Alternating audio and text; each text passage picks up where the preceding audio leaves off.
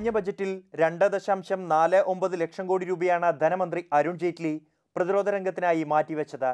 ഇത്തവണ 3 ലക്ഷം കോടി മുതൽ 3.25 ലക്ഷം കോടി രൂപ വരെ പ്രതിരോധ ബജറ്റിനായി മാറ്റിവെക്കും എന്നാണ് സൂചന.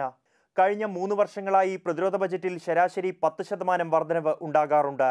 കര, നാവിക, വ്യോമസേനകളുടെ ആധുനികവൽക്കരണം ലക്ഷ്യം വെച്ചാണ് പ്രതിരോധ വിഹിതം വർദ്ധിപ്പിക്കുന്നത്. സൈന്യത്തിൽ സാങ്കേതികവൽക്കരണം നടപ്പാക്കി പരിഷ്കരിക്കണമെന്നും പ്രതിരോധ ബജറ്റ് GDP-യുടെ 2.5 മുതൽ 3% വരെ ആക്കി ഉയർത്തണമെന്നും അടക്കമുള്ള ഷെഗത്കർ കമ്മിറ്റിയുടെ ശുപാർശകൾ ഇത്തവണത്തെ ബജറ്റിൽ പരിഗണിക്കപ്പെടുമെന്നും പ്രതീക്ഷിക്കുന്നു. നിലവിൽ പ്രതിരോധ ബജറ്റിന്റെ 65%വും പ്രവർത്തന ചിലവിനായാണ് മാറ്റിവെക്കുന്നത്. ഇതിൽ നിന്നും മാറ്റം വരുത്തി ആയുധ സമാഹരണത്തിനായി കൂടുതൽ തുക നീക്കിവെച്ചേക്കും എന്നും പ്രതിരോധ വിദഗ്ധർ വിലയിരുത്തുന്നു. റിസർച്ച് ആൻഡ് ഡെവലപ്മെന്റിനായുള്ള വിഹിതം 5-ൽ നിന്നും 8% ഉയർത്തുമെന്നും സൂചനയുണ്ട്. പ്രതിരോധ മേഖലയുമായി ബന്ധപ്പെട്ട സ്റ്റാർട്ടപ്പുകൾക്കായി 100 കോടി രൂപയോളം മാറ്റിവെച്ചേക്കും.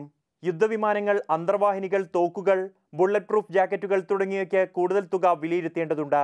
മാതൃഭൂമി ന്യൂസ്, ഡൽഹി.